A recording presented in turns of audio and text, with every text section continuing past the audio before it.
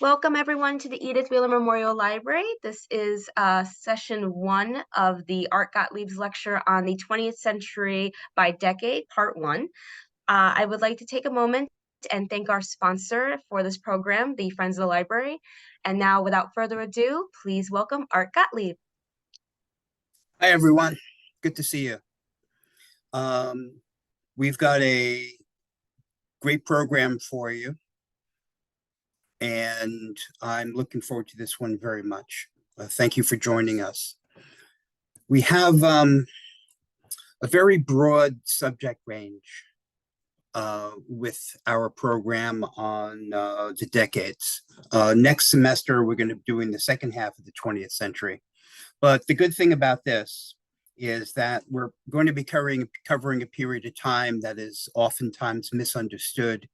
And today's session is on 1900 to 1909. And if I had 10 sessions, we could cover 1900 to 1909, right? So the task for me always, but particularly here, is to decide what's going to go into our hour and a half and what's not going to go in. And it's not because I decided to just cut something out arbitrarily. It's like being an editor in these things.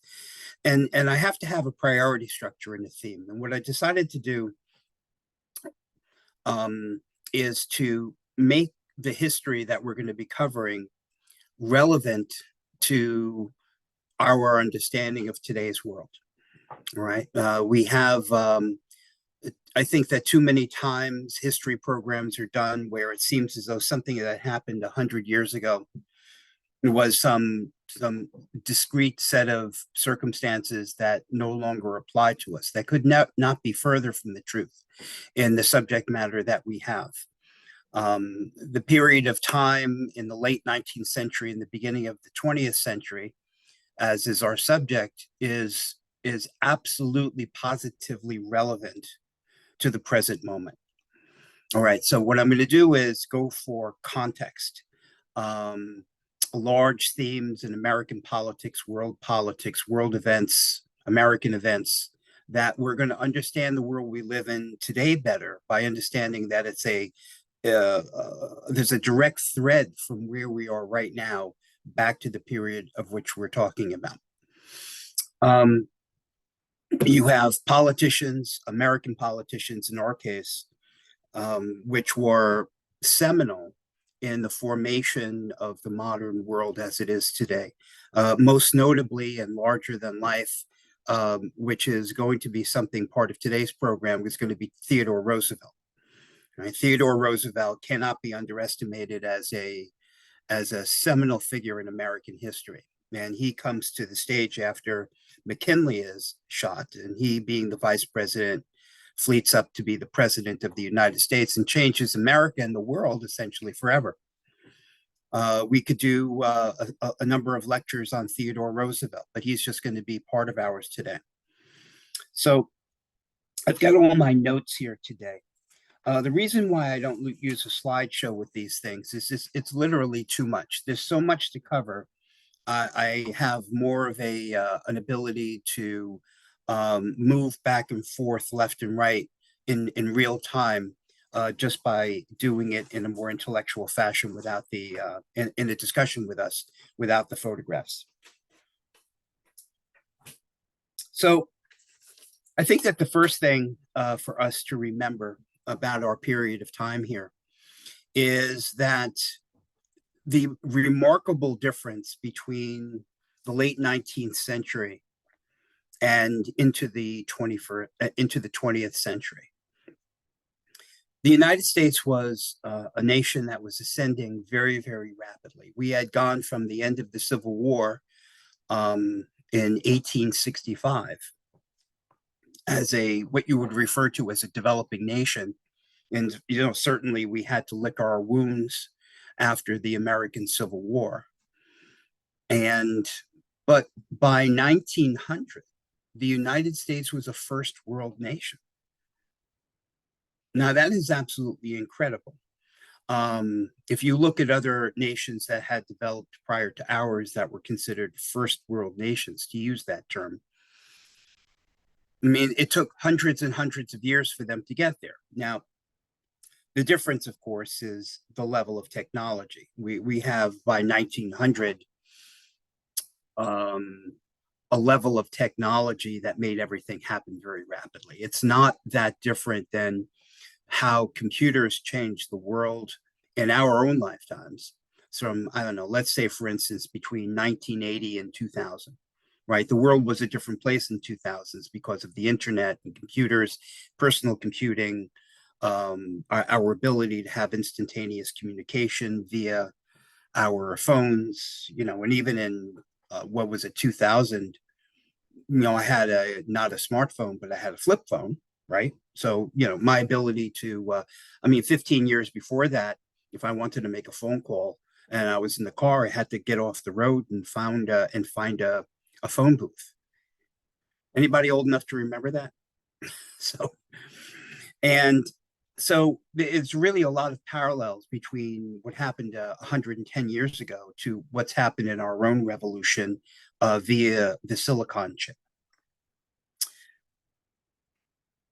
Another thing is a difference between the United States and our identity, and that of European nations and their identity, right? So today, of course, we live in a sense, and largely because of the internet, we're more globalists. But certainly in 1900, I mean, people in the United States, they considered themselves Americans, generally speaking. I mean, even immigrants that were coming here, and this is another part of this. This is also a parallel. This is a great age of immigration. It is during the period of time when my grandparents came to the United States. And my mother's parents from Ukraine, what they referred to as Kiev, which now I guess has been rebranded as Kiev. And my father's parents from Eastern Germany.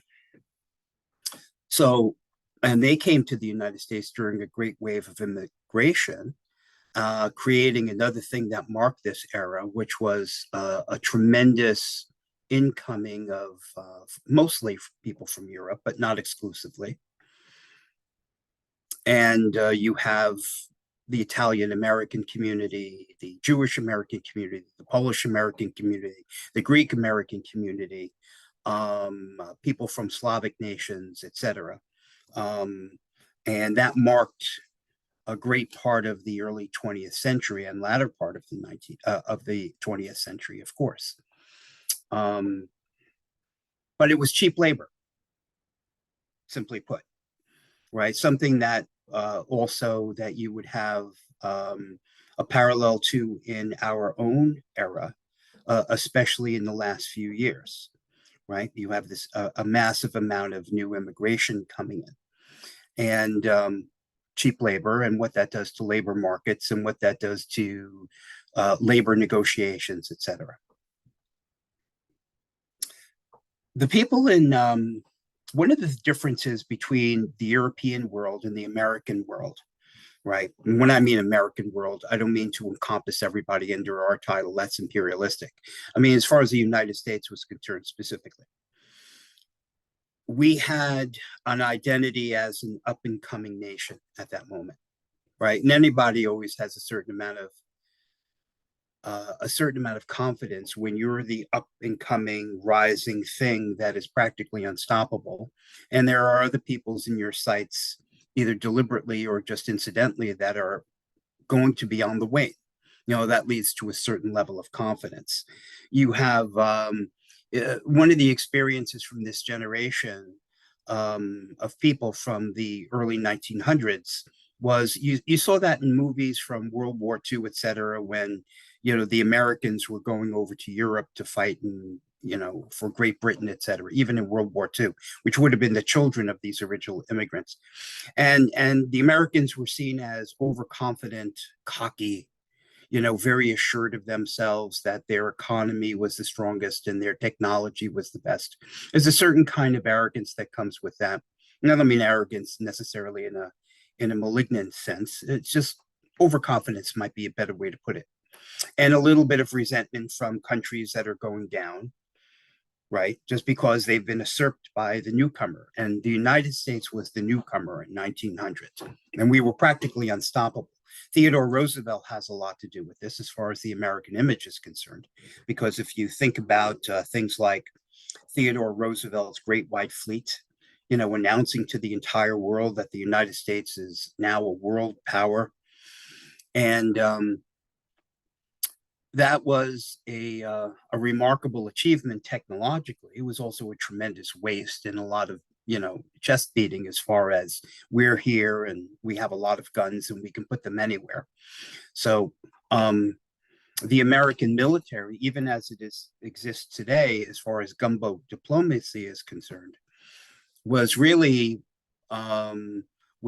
brought to a point of normality during the era that we're talking about today. We have right now we have two aircraft carrier groups, one in the Red Sea, which would be the Eisenhower Group, and one in the Eastern Mediterranean, which is the Gerald R. Ford aircraft carrier group. Not to even include the amphibious assault ships packed with 600 Marines ready for deployment. You say this is gunboat diplomacy, right? And that is something that actually became the norm by the United States in the period of time of which we speak right now. I'm going to be doing a program tomorrow morning for the Stanford Men's Association, and they chose as a title, Remember the Maine, right? So you had this big ship, and of course the Maine went down to Havana Harbor, and that would have been in 1898, but that's close enough to our program to make that relevant. It's gunboat diplomacy and United States identification as a military force to be reckoned with. And that is something that is a theme for us. The people in Europe who were professional people, engineers, right, doctors, things like that, many of them chose to come to the United States during this period of time because they were in Europe. You didn't have the kind of latitude to create things, to become an entrepreneur, which is a word you're going to hear a lot today. I'll give you an example. It was a few years before, of course, but like the John Roeblings of the world, the people who built the Brooklyn Bridge, who came during the 19th century, but nevertheless, many of his inventions we still enjoy today, is representative of this breed of people who would never have been able to achieve what they wanted to do with the latitude that they did it anywhere in Europe. It could only happen in the United States. It's a very specific period of time around 1900. We had the technological revolutions that made steam possible, that made unlimited manufacturing possible because we weren't dependent on water power or the weather anymore. Right? If you had a steam engine running, well, frankly, it didn't matter if it was daytime or nighttime. It didn't matter if the sun was shining. It didn't matter if it was wintertime, right? Before, when we were driving machinery by water, right, by water wheels, etc., you had to have flow of water, which was dependent on the runoff of snow and different sorts of things and rainfall. Once you have the steam engine, well, as long as you fed the steam engine boiler, then you had the steam engine running. And if you had the steam engine running, your factory could run. You see, and we also had the beginnings of electricity right now and electrification. So now it really didn't matter if it was day or night. And this really was the catalyst to the Industrial Revolution, which marked the United States as a burgeoning power, a force to be reckoned with. Another difference between the European powers and us is we, during this time, created a method of manufacture that the world had never seen before. Right? I'll give you an example. And this is very important as far as identity is concerned. We're talking about three things. Economics, we're talking about manufacture, technology, and we're also talking about sociology. We're talking about our identity. right, as a nation.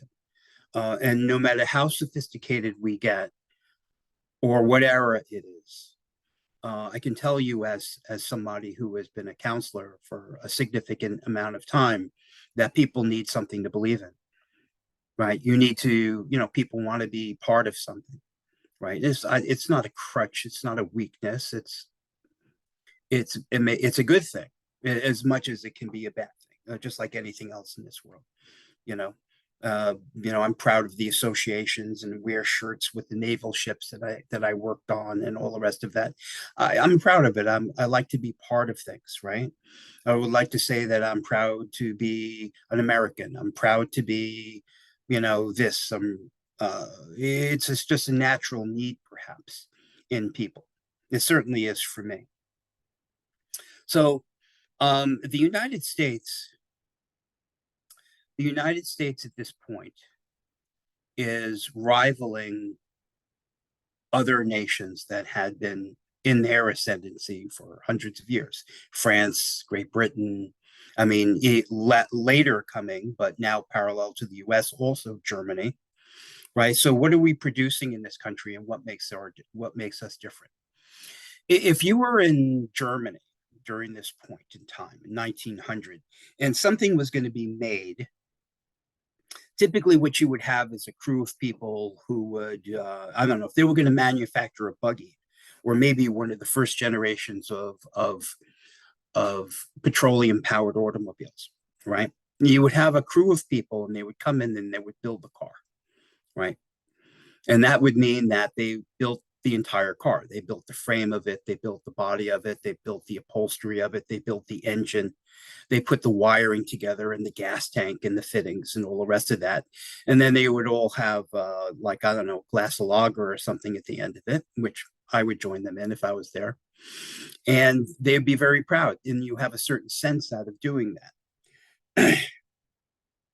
The difference here in the United States is we changed the method of manufacturing, right? And we would have taken every one of those guys that I just gave you in that scenario. We would have given them a specific task, right? Yes, and I would say, you see that piece of leather you had to cut out for that one piece of that seat, right? Like on the sides, it might be, we would call them a bolster in modern automobiles. And I would say, here you go. I don't want you to build the whole seat. I want you to cut 100 pieces of leather exactly the same for the next 50 seats. You see, and that would be his job, to cut out the leather for this piece of the seat for 50 seats. And then when we was done with that, if we sold 50 cars, then we would have them cut out another bunch. You see, and then another person who was involved in the entire production of the car, we would give him a certain task, right, to be machining the parts for this part of the engine. And somebody else would be in charge of machining the parts for that part of the engine. And that's now what you did. And the other person would make the wheels. And the other person would mount the wheels to the tire. So we broke it up into subsections. And here in the US, what we were doing was we were creating this type of manufacture where one person was essentially doing what made Henry Ford's assembly line possible, right? You made 1,000 of one part, or something was being manufactured and it was your job to put the nut on that stud. And then another one would come over and you would put the nut on that stud. That's what made us different. Now, this is very important to understand culture, much culture that drove the 20th century, right? Now, my question to you philosophically is, the guy who now is his job to put that one nut on a stud, is he an artisan? Is he an automotive craftsman? Or is he a guy that puts a nut on the stud? See? And there's a loss of identity there, right? This is very important in sociological terms, in psychological terms, because we need to believe something. We need to believe or did we build a car? Now in Europe, they could still say, yeah, we built the car, and have that pride with it. But it creates a kind of, sociological, psychological malaise to just be there and essentially be an extension of a machine, right? This is the beginning of this era. I mean, it's good in one sense because you've been able to drop the price of everything because you've actually cheapened the manufacturing process because you've been able to mass produce something, but you've lost something in the mix. You've lost that sense of identity.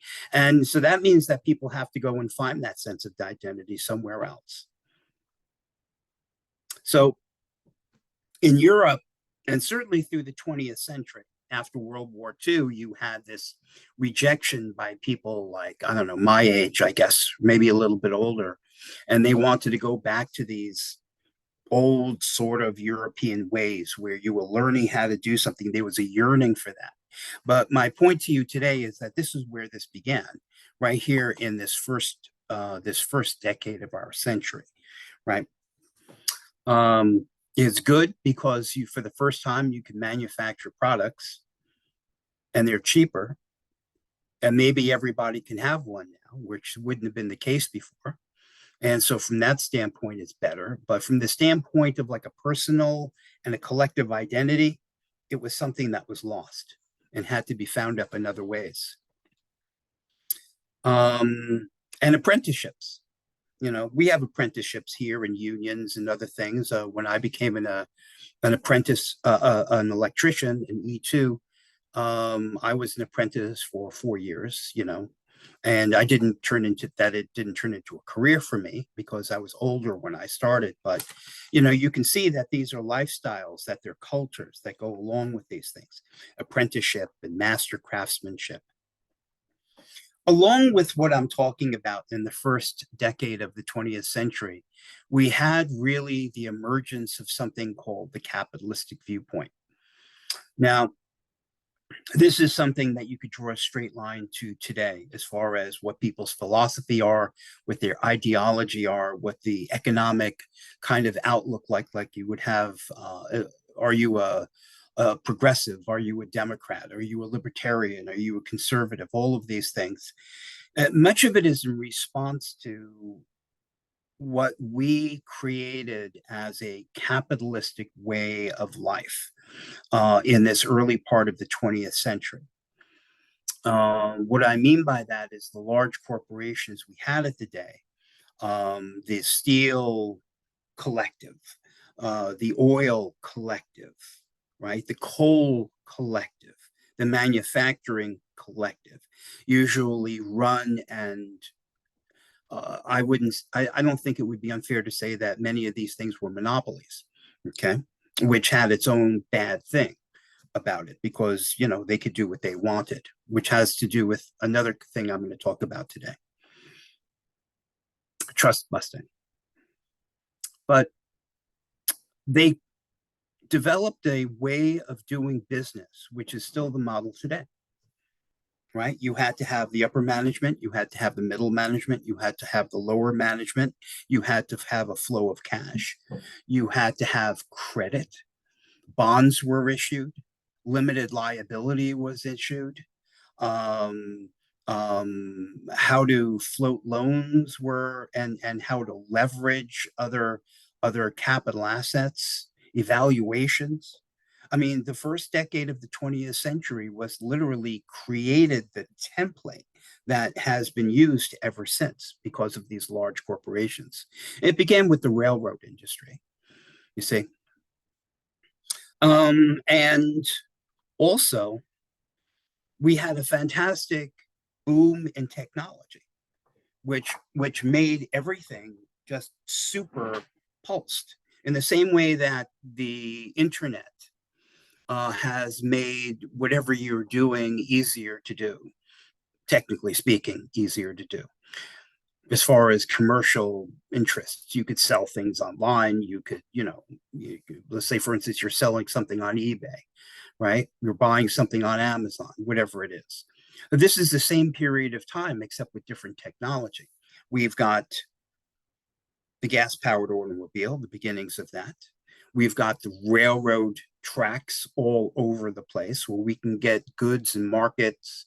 We can get raw materials to one place and a finished product to another place, right? That is something that came to its maximum peak in this era, right before World War I, in the first decade of the 20th century. Um, Electricity, like I mentioned that before, the United States was always well positioned in this regard as far as raw materials are concerned. We were sitting on a lot of coal, right, which was the material that you needed to run everything back in those days. Coal, you see. So we have a period of time now where coal is a enormous commodity, but at the same time, we didn't have child labor laws yet or any kind of workplace safety laws yet. You see, so this was also a period, the dark side of it was the exploitation of labor, right? Which brings in Teddy Roosevelt. You know, Teddy Roosevelt as president actually wanted to have a tremendous influence right in this regard. He was somebody who, of course, TR had a great level of privilege in his life, but he came from a tradition of that you were going to use that privilege for the greater good. And he was the right man at the right time.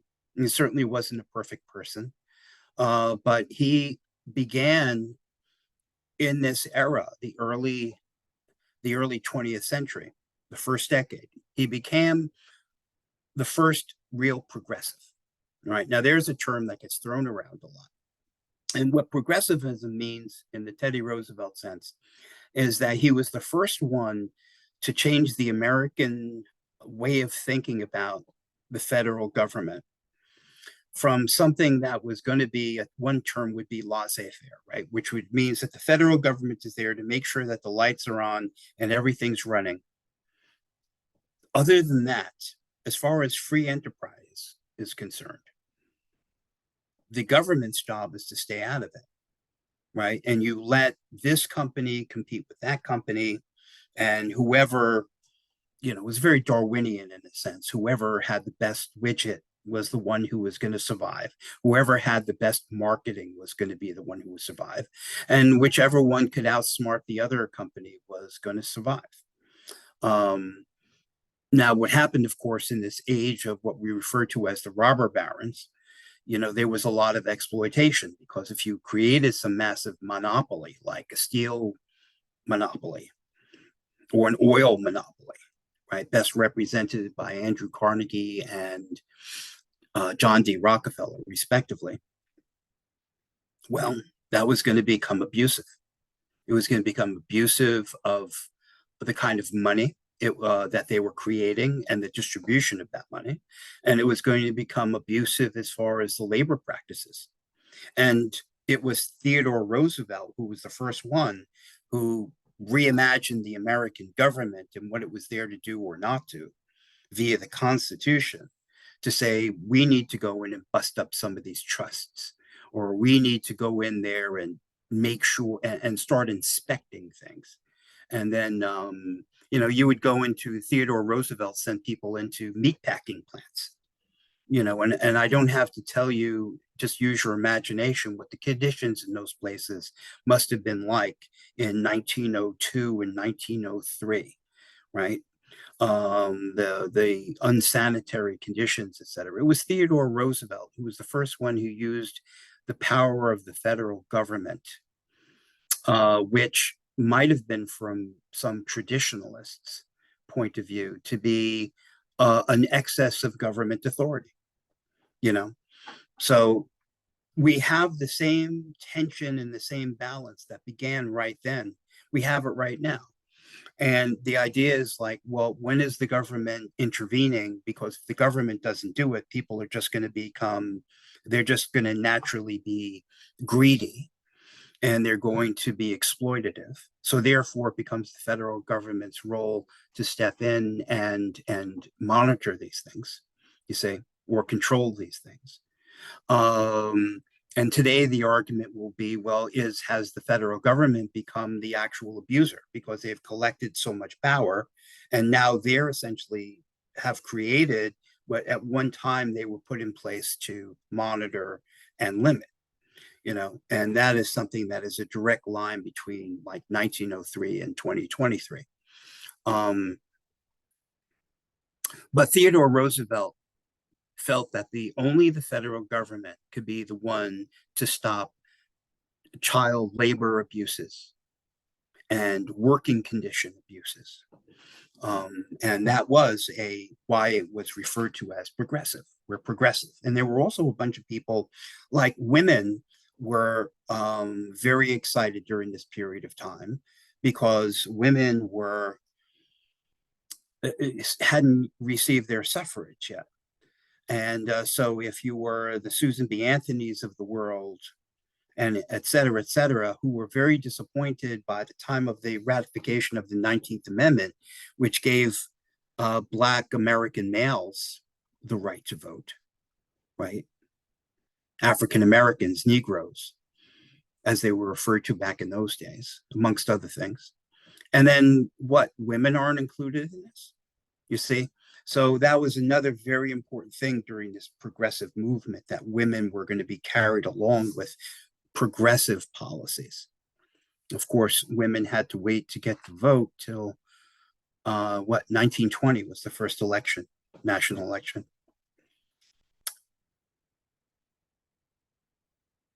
Electricity obviously changed the world, right? We have now the electrification of things. I mean, electric lighting is one thing, but as far as commercial applications, it literally changed everything right at this period of time. The first commercial application of electricity was in railroads, right? And you might just consider the revolution that was involved with this.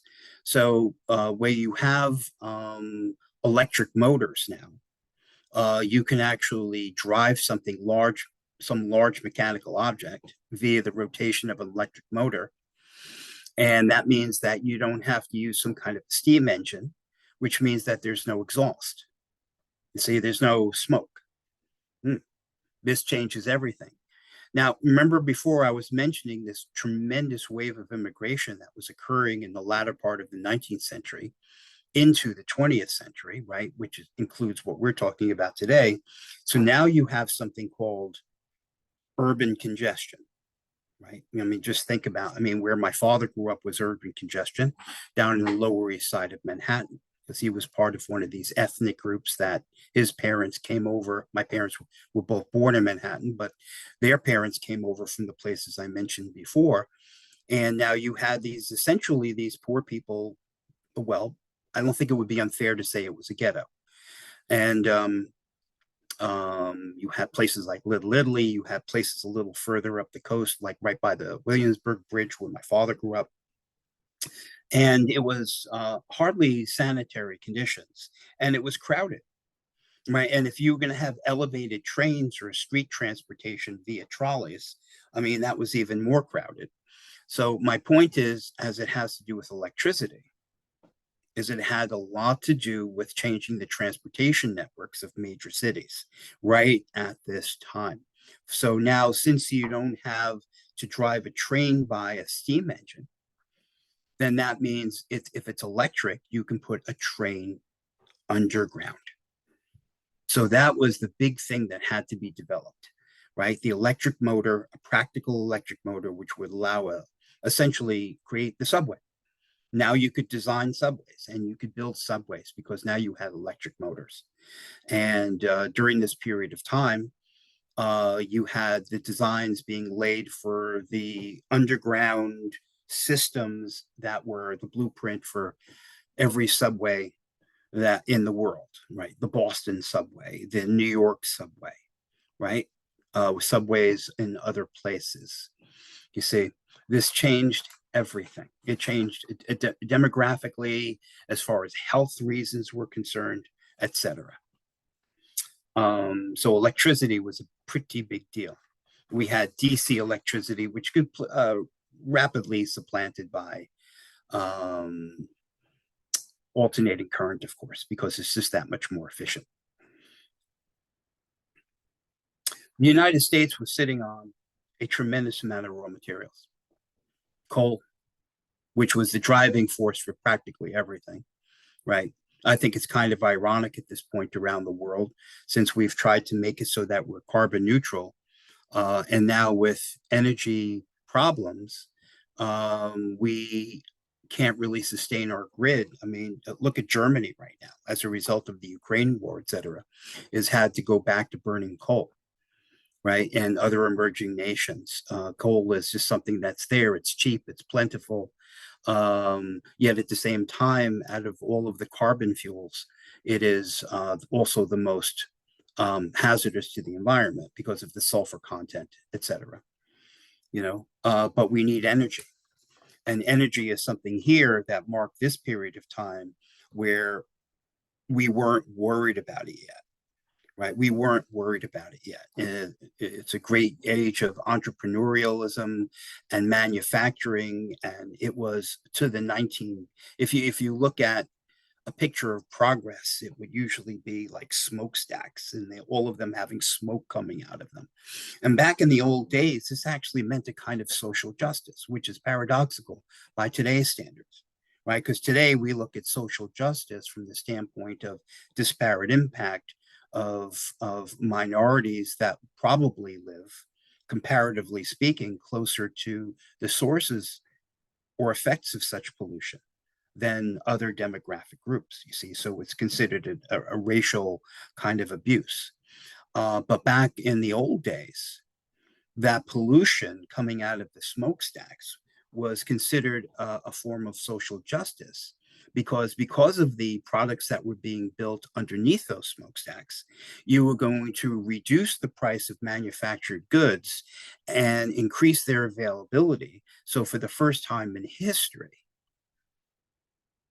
people who never could have afforded something like a washing machine or even an automobile or God knows what, some labor saving device, was only something that was reserved for the upper classes. You see, so you see how it's become paradoxical, it's become flipped, right? Um, Somebody like going back, I don't think I completed my thought about the John Roeblings of the world, right? We had enough people here who were geniuses in their own right, like Thomas Edison. Now, I don't know if you would call him a genius. I'm calling him a genius because he was able to put together everything you need to create and market a product, right? And that takes a certain amount of tenacity and skill and smarts. Maybe he wasn't a genius in the strict Einstein sense of the word, but like take Roebling, I just want to use him as an example. As I said, he came over in the 19th century, but Roebling would have made an excellent civil engineer, in I don't know, in Denmark or something. But that's not what he wanted, right? He wanted to be able to have an idea to build suspension bridges, big bridges, and he needed to come to a place that had an unlimited appetite for this kind of forward thinking experimentation. And the regulations were next to nothing. So you could experiment, you can perfect things in a way that was designed to make it so somebody like Roebling could invent the first cable, right? Otherwise known as wire rope, right? A lot of obvious things. If you're going to build a suspension bridge, you need something that looks like rope and acts like rope, but obviously it can't be rope because rope is going to degrade from the effects of the sun and from weather and from age, right? So what if you actually manufactured rope, except instead of using, you know, cotton or some kind of textile thread, you used wire, maybe even galvanized wire, you see, and you manufactured it into rope, wire rope, otherwise known as cable, right? So the kind of environment that promoted business in this sense was a real incentive for anybody to come up with an idea and be able to, like Edison and his light bulb, try 1,000 times before he got it right. That is the period of time we're looking at here. And we were lucky in the United States to get these people. And of course, you could also get wildly rich. right? If you live long enough to tell the tale.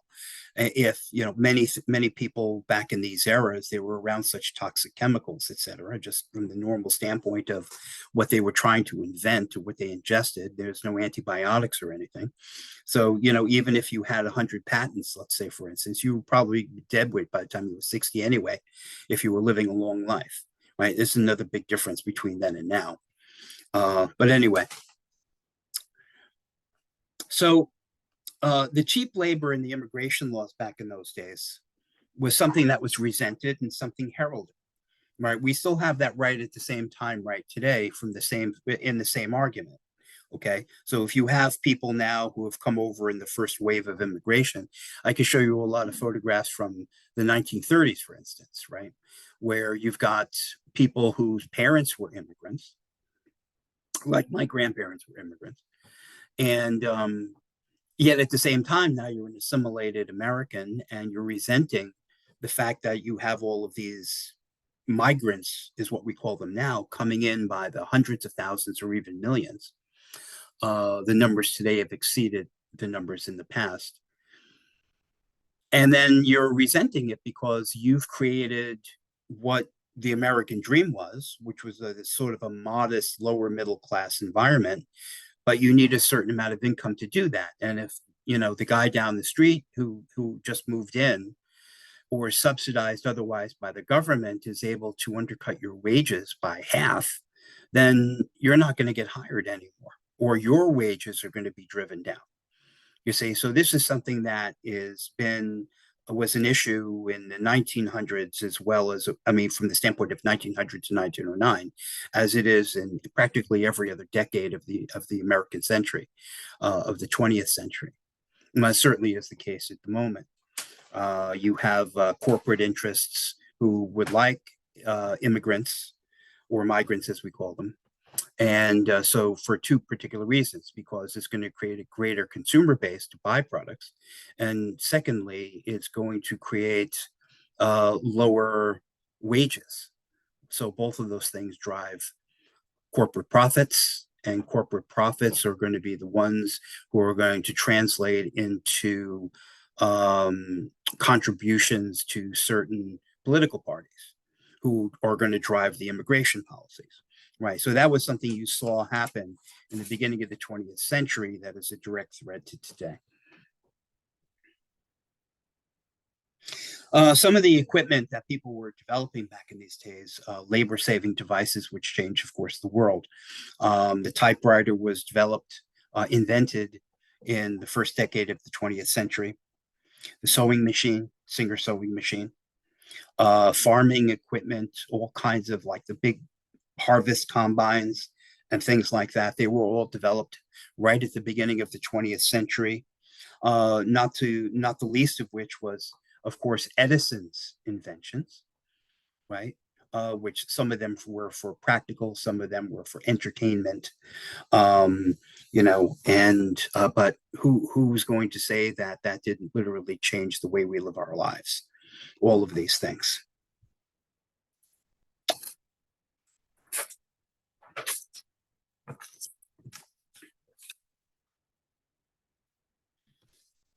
Now, also with Teddy Roosevelt, who's president now, regarding industry and government's intervention. Um, Theodore Roosevelt, the tradition had always been with the United States Constitution, right? That the Constitution was going to be a document that was going to be limited in scope. That is, it's going to do what it needs to do to run the country. And other than that, it's going to leave everything else to, via the 10th Amendment, to the states. And it's going to leave business to business, right? Like I said to you before, really like Adam Smith's invisible hand, right? The invisible hand means that, like I said to you before, you know, if the guy across the street is manufacturing a better widget and his marketing is better, then more people are going to buy them. So it's going to be a natural kind of evolution that my company is either going to have to get better at what I'm doing, and or it's going to go out of business, which is all in the natural order of things, right? And but Roosevelt was the first one who actually started subsidizing businesses, right, for the reason of like the greater good. And this was a big change in thinking, a big change in thinking. And we have the same exact threads of this now. Of course, Roosevelt wouldn't recognize it because it's so much larger in scope. But for instance, like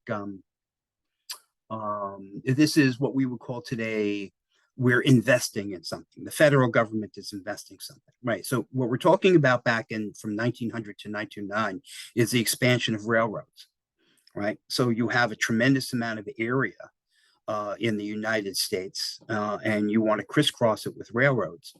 So if the federal government is there to subsidize the building of railroads, then that means it's going to be for the greater good, you see? Because if you create a pathway from here to here, then that means it's going to create a greater economic opportunity to the area, which is going to be for the benefit of all, right? Now, by this time by 1900, people are already very familiar with Karl Marx, etc. And the first Bolshevik revolution hasn't yet taken hold, but you're looking at, I want to bring it up to people that this way of looking at the federal government, rationalizing that it is going to give itself the power to take away private property and give it to somebody else for the standpoint of the greater good, has a distinctly socialistic term, flavor to it. You see, it needs to be looked at that way just to understand it. Right. I'm not saying that some tract of land shouldn't be sequestered by the government, or that eminent domain shouldn't be used, or that special subsidies should be used by the government. But essentially, what's happening here is the same argument that we have today to a much larger scale, which is that the government is going to pick winners and losers. Right. So, in other words, the free market is going to now be usurped by the government actually putting its thumb on the scale of one side versus the other, because that government has chosen what it perceives to be in the greater good, which is, of course, a fungible idea. And if you've got lobbyists pushing the government, if you've got corporations pushing the government or donating to the government, who's to say that the government isn't going to actually decide that this is for the greater good? And they're actually going to create regulations or incentives to benefit those who have benefited them in the form of donations. This is referred to as corruption. And it is the same argument then as it is today. So let's say, for instance, that you want to create a railroad between point A and point B, and the railroad lobby is paying off senators or otherwise contributing to them to the point where they're just going to vote for what they want. Then you could say, sure. I mean, look how this has increased the quality of life, having this railroad line from point A to point B. And it's created all kinds of businesses along the route. And agriculture and production and manufacturing has increased because now they can bring their products to market via that railroad, and people can get to work from point A to point B. And it's created a tremendous tax revenue, right? Having all of these people working there now in the factory there now. And so people have jobs and there's more money, and the federal government and local businesses can run better because of that extra money. So who's to say that that whole thing wasn't for the greater good? Yet at the same time, somebody's got to be making those decisions. And it's often, it was a big change for that to go out of the hands of private business and individuals and be put in the hands of government, who rationalized that a larger government was for the greater good, right? And today, certainly the argument could be made and has been made throughout the 20th century and 21st century that the government is going to create a situation where it's self-perpetuating for its own good, you see. And it's just a philosophical point I wanted to make to you. We're pretty much used to it now. Certainly, I've lived my entire life in the context of this, right? So, another thing that Teddy Roosevelt did which was never happened before, was Teddy Roosevelt, in the same vein about the federal government rationalizing that it had the power to do something that a previous president never would have even considered that the federal government had the authority to do, was you had a lot of strikes, right? Labor strikes, and rightfully so. I mean, if you were working in the kind of conditions that, many of the people were working in the mines and the factories, I mean, the ventilation was poor. The people were getting, if you got your hand like caught in a machine or something and your finger was lopped off, well, then that was just the end of it. I mean, you didn't, there wasn't a class action lawsuit or something like that, you know, and if you got killed, you just got killed and somebody else replaced you before the handle of your hammer was cold.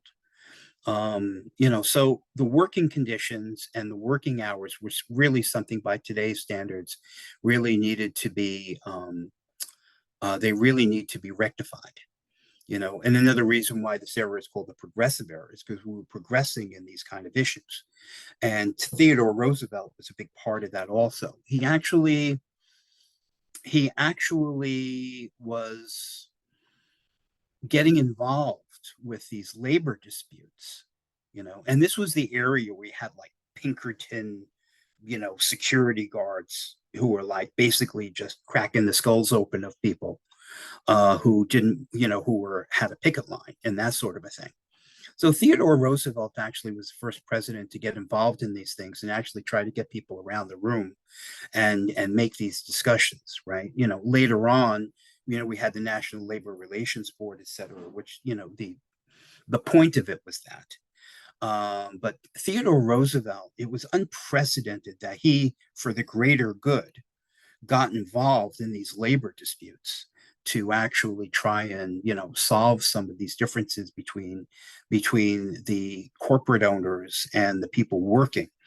And in the background, in the philosophical sense, in the background of all of this, once again, it was a bigger deal after in the 1920s, but the notion of whether or not the federal government was going to get itself involved in labor markets had a distinctly socialistic kind of flavor to it, you see. So if you want to look at the Communist Manifesto, and the greatest basic theme in that was that they were the owners of production, right? The bourgeoisie, who really didn't really give a hoot about the people who were doing the production and the work, right? The proletariat, right? So therefore, the proletariat needed to rise up, right? And actually make it so that, well, everything has a level of equity now, you see, because as long as there was going to be an upper class that owned production, then there was always going to be exploitation, starting this paradigm, which we have right to this today, of the oppressor and the oppressed, you see, and what is just and what is fair and who should have what, right? So all of these things are very manifest from 1900 to 1909.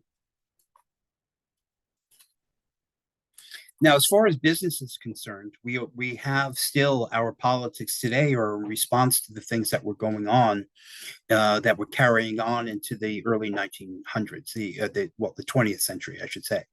From 1900 to 1909, we still had the pinnacle of Rockefeller and Carnegie, right? Standard Oil and the railroads, and also, of course, any other energy sources and conglomerates as far as whatever they were. We also had the beginnings of what was going to be the telegraph system and who was going to control communications. So we have, as I said to you, we have big business. Are they corrupt? Does the government need to intervene? All right, who is being given subsidies, who's being given incentives, right? Who benefits behind the scenes? Who's getting rich? Who's being left out? It's the same exact sort of situations that we're listening to today. And things like not Theodore Roosevelt, but Franklin Delano Roosevelt actually picked up what Teddy Roosevelt and even Wilson left off. And as another progressive president, Theodore Franklin Delano Roosevelt in the New Deal said that, well, we just live in such a technological world with such large corporations that the way our Constitution was originally set up to be hands off is obsolete. That the government is the only entity who can actually protect the people. You see, so here we have a revision of what the Constitution means, essentially the Declaration of Independence in a sense, right? So beforehand, before government got larger, which started under Teddy Roosevelt, it was the idea was life, liberty, and the pursuit of happiness was something that meant you, the individual, and that the government needed to be out of that. By the rise of these large businesses, right, the government redefined its role, right, under Teddy Roosevelt, saying that, well, a person is not going to be able to pursue happiness if they're going to get screwed out of their happiness because some big business is going to make it so they don't have something. So, therefore, to preserve your right to pursue happiness, the government now has to intervene and control what used to be private entities, so that we can make an even playing field so you can have your right to pursue happiness. This is exactly when that shift of definition occurs.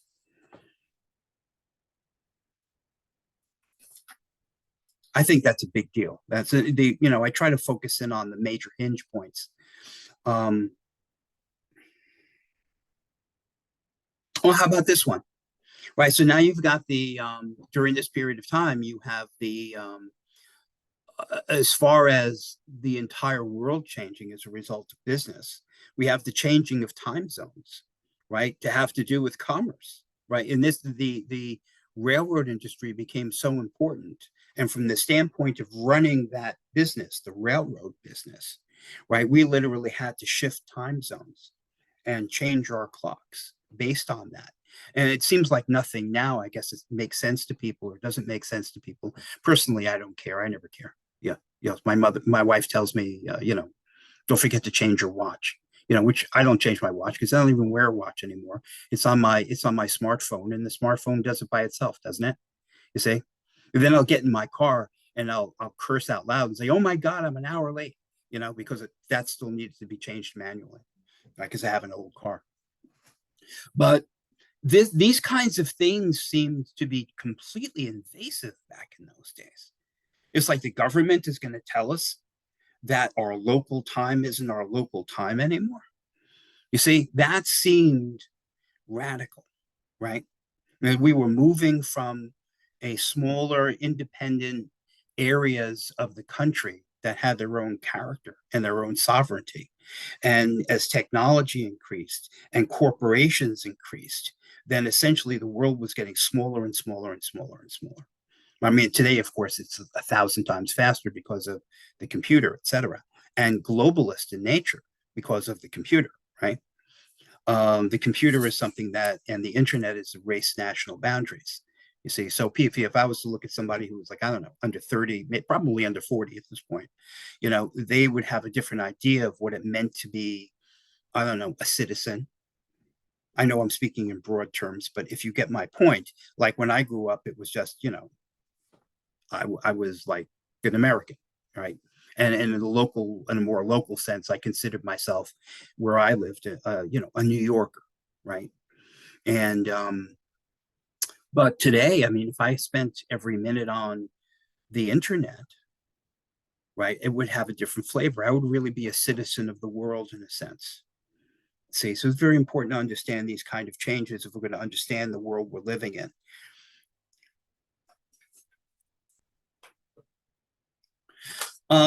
Now, because all of these things are being developed, the products are being developed. We have a complete change during this period of time in the first 10 years of the 20th century.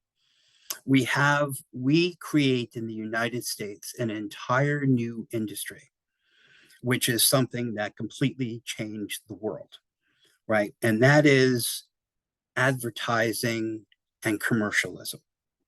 You see, yeah, that was us that developed that. And what I mean by advertising and commercialism is, let's say, I turned on the television right now, right, and I'm watching some advertisement of something. You see, I'm watching an advertisement of a young person driving a I don't know, an electric BMW, right? And they're out there on the highway and they're in abject luxury and they have freedom, they have confidence. You know, they're driving in a next to a pristine beach because the electric car represents the fact that they're conscious about the environment. And they've obviously attained some kind of level of material wealth, or you wouldn't have been able to buy a $75,000 vehicle. You see? So there's a lot of things in that commercial that they're selling you, or actually they're appealing to what you aspire to. You see, it's 100% emotions. And in our period of time that we're talking about in today's lecture, 1900 to 1909, we invented that. We invented figuring out what makes people tick. What are their fears? What are their aspirations? What are their hopes and their dreams? What is their social positioning that they wish? And then we're going to tell them that if you buy this, you will be that. And then they want it, not because they are that, not because they can even afford it, because society says that if you own one of those things, then that means you're this. We invented that and we perfected it. And the entire 20th century was based on it. I'll argue that the 21st century is based on it. And that is a shift that is so seismic in the way that we see ourselves, in relation to others. I'll use the word manipulation of our hopes, our desires, our fears, what it is that makes us content, right? You know, I take this angle as somebody who's been a counselor for a considerable amount of time. And you know, I can tell you firsthand that just because you drive up in a fine automobile doesn't mean that your life is on the rocks or that you are a confident person or anything else. Oftentimes it's even worse because you have all of these markers that says that you're successful, yet you feel like a complete failure, right? But anyway, some of those things are created right at this point. And we have the first Model T is brought out by the Henry Ford Company, Ford Motor Car Company, and at this period of time, but they didn't really get into that kind of advertising till later. You know, when I can show you advertising, well, we'll do it also in the 1930s. You know, they're literally aspiring to people. They're pitching advertisements to not to the man, to the man's wife. You see, because the man's wife is going to be the one behind the scenes influencing him about what to buy, and he's going to do it because it's going to make her happy. You see. So this kind of psychology, this marketing is something that we invent and we perfect for the betterment or for the worse. We invent it. And also department stores, right? We create something called the retail experience. And so you have the first people creating large, what are referred to as department stores, right? When there was still a lot of department stores around when I was a kid, and they create department stores, which once again feeds into the image. Oh, you shop at that store. Oh, you shop at this store. Oh no, I only shop at this store. You see, so it literally feeds into our social positioning, our aspirational positioning, what we're buying, what we're wearing, where we shop, where we live, right? What we eat. the brands that we choose to wear. We invent that. And then you have that in urban areas, of course, you know, because of the more concentrated place, you have the ability to shop in places. Um, and how about others who saw a tremendous market in the rural parts of the country, right? So you take somebody like a Sears or a Roebuck, right? Or Montgomery Ward or somebody. And they're like, you know what we're going to do? We're going to send out catalogs to people in, I don't know, Iowa or some other middle America place. And essentially, this book is going to not only show you everything that the world is offering, right? And it's going to be fascinating to read just for that. But you're going to be able to get what could only have been gotten in urban centers previous to this by mail. You see, it literally revolutionized everything. Everything. Um, how much things cost, right? You had certain prices that were based on market values and things like that. Um, how do you know what to charge? Where do you charge more? Where do you charge less?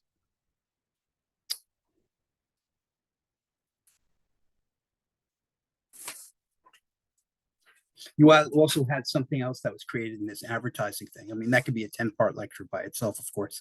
You know, we also have this pseudoscientific claims that people were making that our product is, you know, 99% this, or doctors recommend this.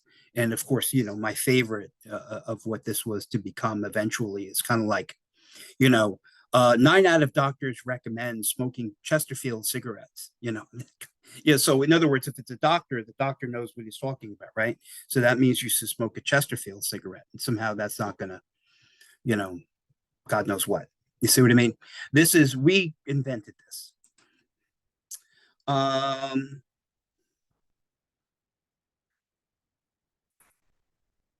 Another thing with these huge corporations, right, as they were manufacturing centers around the country, was another thing that Teddy Roosevelt finding himself, you know, pushing back on was something called vertical integration, which we, you know, this is something we still have today in some industries, in the computer industries now, which has really replaced the robber barons from the late 19th century, right?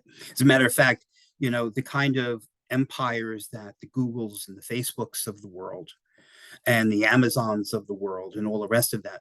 I mean, the technological revolutions that have been created in our own recent past dwarfed the kind of empire that existed in the era from 1890 to 1910. So the cutthroat competition at the day, like I said to you, you put your competitor out of business, you crush their suppliers, you crush their market share, and then you buy them, right? These hostile takeover, et cetera. That was happening left and right, right? Railroads. I did a program on the New York, New Haven, and Hartford Railroad, and you have what we had here in Connecticut and in New England, essentially. Probably earlier than other parts of the country because of where we're situated and our transportation networks and raw material networks and access to the sea. So we had a lot of railroads here, and they started off as like mom and pop railroads, small, small, small, you know, from here to there, here to there, here to there. And then they were all bought up by the New York, Hartford, New Haven and Hartford Railroad, you know, which itself eventually had to be subsumed into, you know, the railroad mergers of the 1960s because the railroads were on the verge of bankruptcy. And vertical integration essentially means that you buy up everything that's associated with your business, right? Like, so Andrew Carnegie would buy up everything that would have to do with steel production, right? So you would buy the iron ore I don't know, mine. And then you would buy the smelting plant, and then you would buy the railroad company. And then so you controlled everything, single part of the supply chain and the distribution chain around what you started with, which was just the manufacture of a certain product. So now you can assure or at least prioritize getting the stuff to you, and then the market of where it's going. And because of that predictability in business, that's profitable because you could make for future predictions about what your market is going to be and what it's going to cost to do business. And you also eliminate all kinds of market and practical vicissitudes of things that would be under your control if you weren't in control of them. You see, so the vertical integration process means you own everything from the moment where it comes out of the ground until it's, somebody has it in a spoon and they're putting it in their mouth, right? Which brings up another product that was developed during this time, which was the Kellogg cereal company, which created an entire new way that people live their lives. And, up to that point, the thought of eating something that was cereal, grain based cereal. I mean, like, what are we feeding? Cows, you see? And having to make the notion that you were going to be skipping the ham and eggs and you were going to be eating these delicious cornflakes seemed like a joke, right? And but that was something that you had to have the breakfast wars and actually make it seem as though that having the protein in the milk plus the grains that were in the cornflakes or whatever's in cornflakes, right, is going to be the perfect balance for you to have a healthy day and to have the energy that you're going to need to be effective. And that's going to go into that pseudoscience that I was telling you before, right? There's certainly been enough trends around from, during the time where I've been alive. I remember it wasn't long ago where it's like, well, a male shouldn't be eating more than 2 eggs a week, or he's going to wind up having clogged arteries. Now, I'm not a doctor. I don't know if that's true or not. All I can tell you is that, you know, um, somebody like my father, he was eating like when he ate 6 eggs at a time when he was in the Navy, and that sort of a thing. So I don't really know, but you see, you create an argument about what's healthy for you, what's not healthy for you, and that's based around the product that you're trying to sell. And hopefully you're being truthful about it, but who knows? After all, you're trying to sell a product, right? Anybody eat cereal for breakfast, right? I mean, I ate cereal for when I was a kid. My mother put it on the table, and I got in trouble for dumping it all out because I wanted the little dinosaur at the bottom, right? And it was supposed to show that you had. I think it was a character building exercise. If I could wait a week until the cereal got low to the point where I could reach in and get the dinosaur, right? That was supposed to build delayed gratification or something. You see, and you thought it was just cereal. Um, Now, as far as oil is concerned, think about how the world changed during this revolution of petroleum, right? So we're going from the world of, and this had to do with Theodore Roosevelt also, by the way. Remarkably, we only have 15 minutes left. Geez, I could talk about this for hours. And Theodore Roosevelt, I mentioned the Great White Fleet, where we had all of these different battleships, these white battleships, right, with these buff colored tops. Buff is like a tan color. The Coast Guard still uses it. And a real show of power. But you needed to be kind of capitalistic if you were going to have, or I should say imperialistic, if you're going to have these kinds of coal burning vessels, because they have to be refueled on a regular basis with coal, which means that if you're going to go across the Pacific Ocean, you better have some place when you get there that you're going to be able to coal your ship, you see, or else your whole fleet is useless because it runs on coal, you see. And so, therefore, you need to have certain possessions in the Pacific or wherever you're going, so that you're going to be able to control, so you can have your coaling station there, and then so you can actually use your navy, right? And oil was supplanting coal. It was supplanting coal. It hadn't really taken off yet, but oil was considered cleaner and more efficient and easier to manage because it was a liquid. And think about this for a second. When the first product from oil, right, manufactured product, and you've actually got to crack it into different strata of I'm not a chemist, but when you crack the basic crude oil, you wind up with a bunch of different things, one of which was kerosene. Right now, kerosene was the product that we were looking for because right at the point where everybody had electricity in their house, or some people had electricity in their house. I mean, the house I'm sitting in right now, of course, didn't exist then, but um, the area where I am here up by Cranberry Park in Norwalk, this didn't see electricity until almost 1930, 1927. So that means that everybody had kerosene lamps. And that's what the petroleum industry was doing. They were in the lighting business, right? They were in the lighting business via kerosene. And one of the byproducts, by the way, of the manufacture of kerosene was something that nobody knew what to do with. You know what it was? Gasoline. It was this horrible stuff that blew up, and they just burned it off, right? It was a waste product until the internal combustion engine was developed. You see, now we know what to do with gasoline. You see, as a matter of fact, maybe the internal combustion engine was actually used because, in sort of a sense, we have this ready fuel to go with it. So this is the way business works, certainly business in America, right? But kerosene was the product. So kerosene being the product meant that you didn't need what anymore, right? What were you using in lamps before kerosene? Whale oil. You see, and so especially as it applies to us here in the Northeast, a long tradition of these whaling ships going out and, I mean, this grisly business of slaughtering whales, right? But that was a whole industry, whole maritime industry was whaling for the purpose of boiling down this whale blubber for the principal product of whale oil. And the petroleum industry was this is big progress. I mean, we're going to go out and we're going to have this clean fuel that you're going to burn, if that's what you want to call kerosene, and it's going to be neat, it's going to be easy, and it at the same time destroyed a whole nother industry. Right now, I'm not shedding a tear over whales not being killed or anything like that.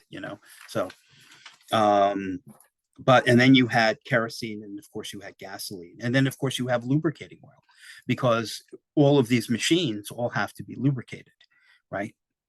Now, I don't know about you, but in my internal combustion engine, I go to Walmart and I buy a jug of 5 quarts of oil, and I'm still putting 5 quarts of oil in my car because without it, the engine will burn up. You see?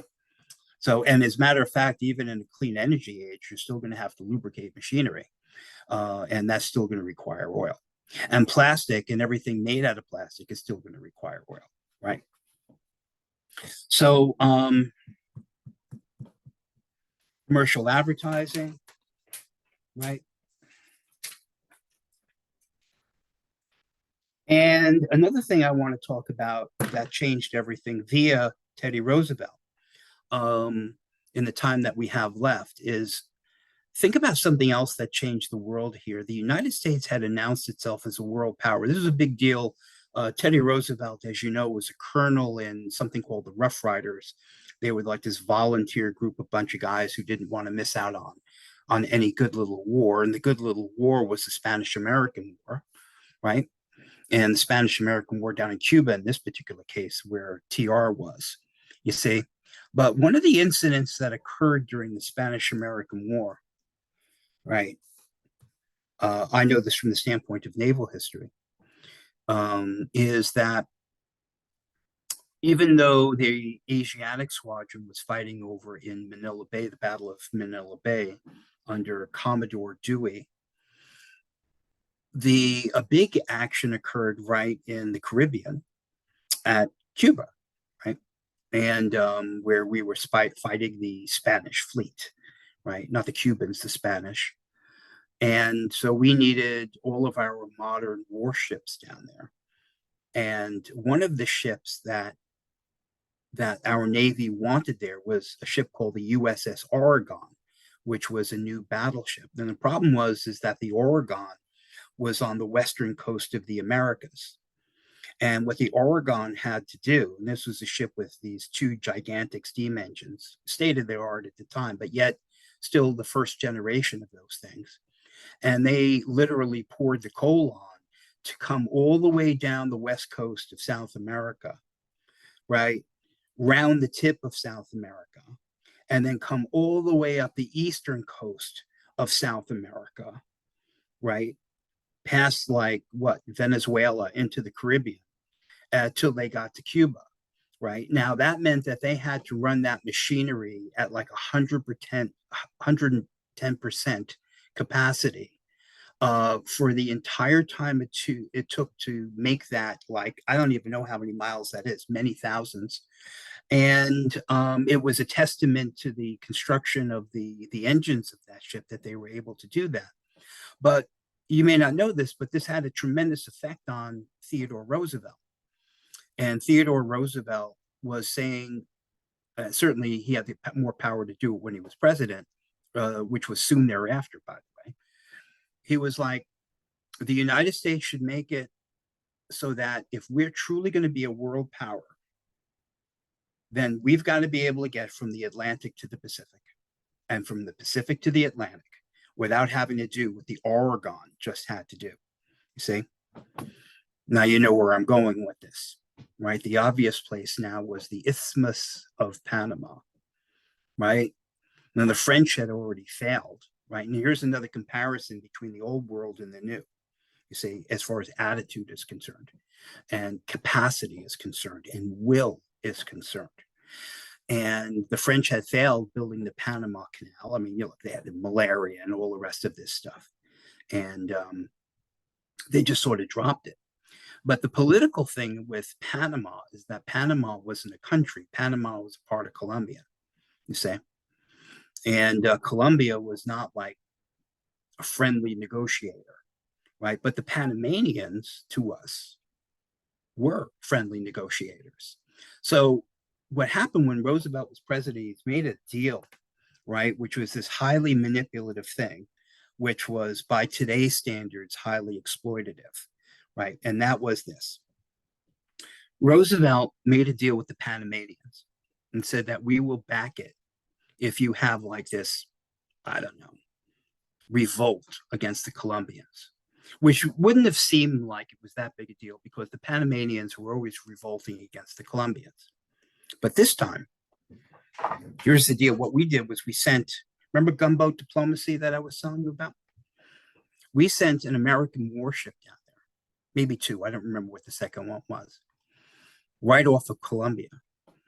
And when the Panamanians revolted against Colombia this time, we prevented the Colombians via our military intervention from actually responding to the Panamanians. We had such a chilling effect on the Colombians via our modern warships. Then the Colombians didn't respond to the Panamanians. The Panamanians were able to declare their independence. And then right 5 seconds after they declared their independence, the United States recognized their independence as a free country. And then 5 seconds after we did that, the Panamanians gave us complete rights to build our damn canal. You getting the point here? That's a good story. That's a good story. So we built the Panama Canal. And then we have, that's ours, right? That's American territory. That's American territory. If you were born in the Panama Canal Zone back in those days, you were an American citizen. The same way that when I was born in New York City, I was considered an American citizen, right? I don't know if you remember, that was when John McCain was running for president. What was it, 2008? I think it was against Barack Obama. One of the issues that came up was whether John McCain was really an American citizen, because his father was an admiral, and yeah, and or an officer. I don't remember if it was an admiral or not. But John McCain was born in the Panama Canal Zone. And the question came up during the 2008 election, was he really a citizen because the Panama Canal Zone, I mean, is that American territory or not? And the fact was, yes, it was at the time that he was born. And in a modern day kind of a, I don't know, a, an assuagement of guilt of American previous wrongs, Jimmy Carter, when he was president, gave the Panama Canal Zone and the operation of the Panama Canal back to the Panamanians as kind of like this mea culpa that the United States was an oppressive, opportunistic power back in the day. And Jimmy Carter was going to make right on that. So there's just a little sampling of some of the stuff that went on in the first decade of the 20th century. There's a lot more, including Kodak coming out with the first practical consumer camera, the Brownie. Unbelievably, an hour and a half virtually has gone by, and we've got a few minutes left if anybody's got anything specific they want to ask. But this is the tone I'm taking with this today. The theme of it is, how can I make world events from this particular period of time and the subsequent periods of time practical for you in the sense of understanding the world that existed at the day and its relevance to the world of right now. And that's what I sought to do. I hope that worked out for you. Any questions? Any thoughts? Any questions for Art? I know a couple of us came in halfway through the presentation due to some technical difficulties on the library's end. But feel free right now to ask any questions you may have or any thoughts on suggestions. Yeah, and don't forget that if you've got something that you think of afterwards, just email, just send an email, and I'll be happy to respond. All right. Oh, Art, we do have kind of a question from Mural. Teddy also started national parks too, no? Oh, absolutely. It was another part of progressivism. Was Theodore Roosevelt, one of the people who were very influential during that period of time was a guy named John Muir, a naturalist. And this is something I wish we had another hour to talk about this, but Theodore Roosevelt was part of a group of men, right? And I mean men back in those days, where by 1900 standards, we had already achieved the level of modernity and living standards for those who could afford it, like the Roosevelts, obviously, and others, where they felt as though the essence of manhood was being lost, right? We have become too effeminate. We had become too coddled. We had become too soft. So Theodore Roosevelt wanted to kind of recreate this. I don't know if you can see me banging my chest here, but you see, and we're going to go out and we're going to live in the wilderness, right? And we're going to get back to that natural instinct of what makes men men. You see, and he was very much like that, Teddy Roosevelt, and he and others, and so he always went out and he loved the outdoors, and he always went out on these excursions or whatever you would want to call it. And he felt as though it would be one of the things that the federal government could do was to preserve these hundreds of thousands of acres of land in the form of national parks, because even by the time of 1900s, you still had the dark side of capitalism, which was cropping up, that were making these cheap tourist attractions and these cheap hotels and exploiting the area. So it was a good idea. And I don't know anybody who would say that the national parks aren't a good idea, but from our standpoint, from the year 2023, from a social justice standpoint, it would seem as another example of how the indigenous Americans got screwed out of a large piece of area that they were essentially in charge of. You see, so from social justice standards from the year 2023, looking backwards, the creation of the national parks was something that edged out the American Indians even further as far as any sovereign land that they may have had any claims to. You see, So, but yeah, national parks, absolutely. All right. Well, thank you, Art, again for your time. Our next session will be November 8th at 2 p.m. We will have this recorded and it will be posted on our YouTube channel. And I will send out the link for you guys to view the recording within a day or two. Thank you everyone again for coming, and we'll see you all very soon. Thank you again, Art. Thanks, everyone. Bye-bye.